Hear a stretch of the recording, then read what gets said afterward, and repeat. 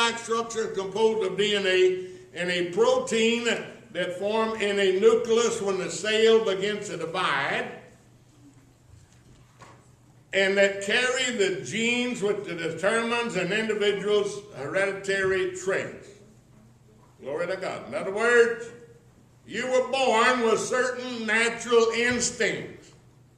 There's certain things that you were born with that your great,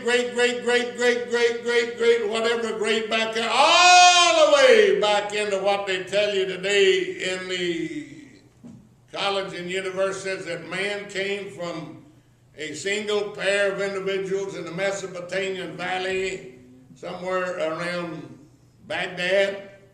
Amen. That's what they're teaching in your schools. It took them a long time to get around the fact that God created Adam and Eve, put them in the garden. Amen. And the garden was in the Mesopotamian Valley between the Tigris and the Euphrates rivers. But they carried the genes which determine an individual's hereditary traits. A haploid, single, simple, pertaining to a single set of chromosomes.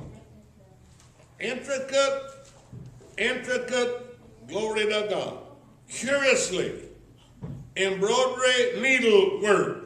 That's Psalm 139:14.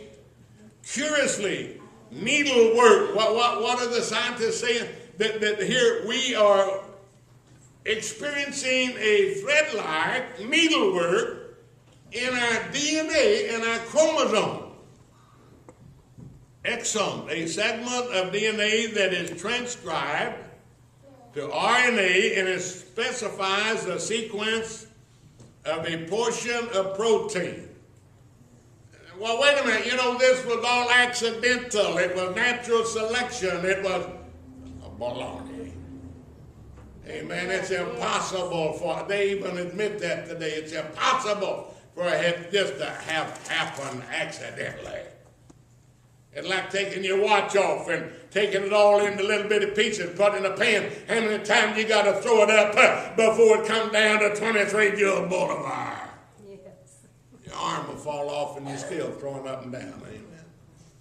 Man's not an accident any more than the armadillo was an accident, any more than the chimpanzee, any more than the fish, any more than the bird. But they are all produced after their own kind. Yeah. Man is produced after the likeness and image of God. Now, a protein, any of a numerous organic I'm trying to get too big a hurry here.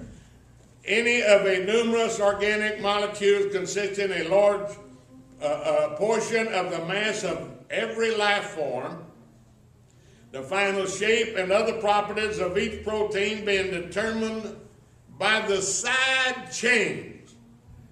How in the world did David, a sheepherder, know that inside his mother's womb where he was being produced, he had a thread-like substance that was determining what he was going to look like and how he was going to act when he started to breathe in air? Yes. But he knew it. And here it said the DNA constitutes a large portion of the mass of every life form, the final shape, and other properties of each protein being determined by the side chains of the amino acids and their chemical attachments. Protein synthesis, the process in which amino acids are linearly arranged into proteins through the involvement of ribosome, RNA, transferred RNA messengers, and various enzymes.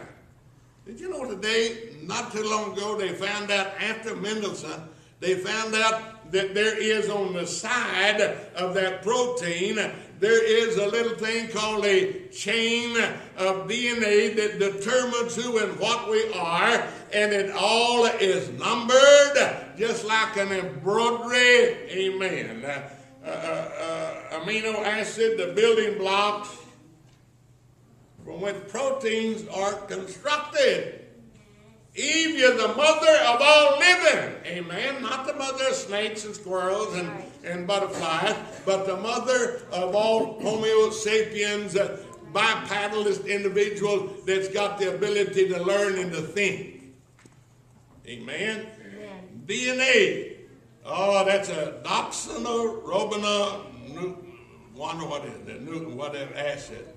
An extremely long double-stranded nucleic acid molecule arranged as a double helix that is the main constituent of the chromosomes that carries the genes as segments along its strand.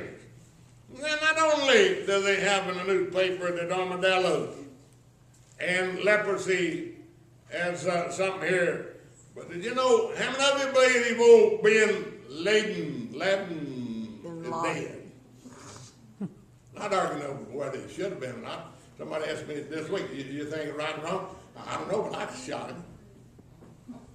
If I'd have been one of those Navy SEALs, I wouldn't have brought it back to Washington, D.C., and I wouldn't have dumped him in the ocean. Nobody would ever know they'd been shot, and never known they'd been, how many believe it did? Yes, absolutely. Yes. Well, then you're going to go against all scientific, because they did a whole lot of DNA analysis.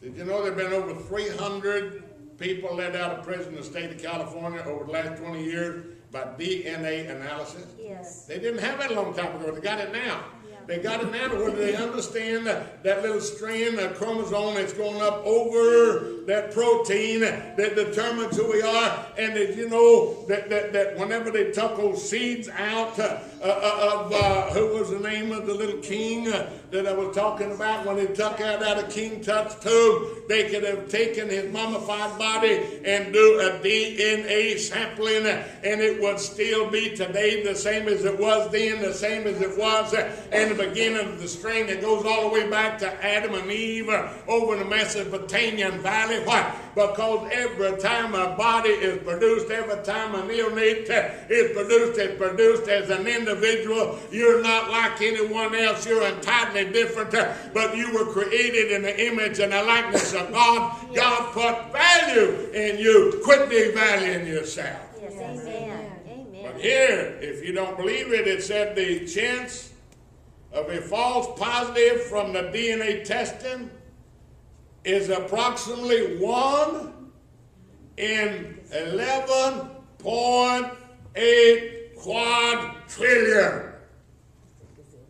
You never even heard that word before. Our politicians are still working, what is it, the trillion. Amen. This is in a quadrillion. 11.8 quadrillion. You know what that means? It means that bin Laden was different from any individual that ever lived on the face of the earth except the original mom and daddy in the Mesopotamian valley that kept doubling and doubling and doubling until we got to where we're at. And they can take your DNA, they can sample it, and you are a distinct individual, fearfully and wonderfully made. And the mysteries, amen. Yes. Glory to God. All right, I'm going to quit. It's 12 and they probably already eat up all the steak. Nature and nurture. Certain things we're born with, and we have to work to change them if we want to change. People say, well, I don't like this, I don't like that. Honey, it's just like a card game. 5-card Texas draw. What is it, Donald? You get 5 cards and you work with the cards you got. That's right. You don't sit there and fume and say, well, old Gary got a better hand than I got. Somebody else, no, you work with the cards you got. Because why? You've got the talent and the ability. You were created in the image and the likeness of God. And you can be what God intended for you to be if you let God have first place in your life. Yes. Amen. Ephesians, Proverbs, the 22nd chapter and the 6th verse, they're preaching this all over the United States. I doubt if very many preached on armadillos and leprosy this morning. But they preach this all over the United States. Train up a child when he's young. When he gets old, he'll not depart from it.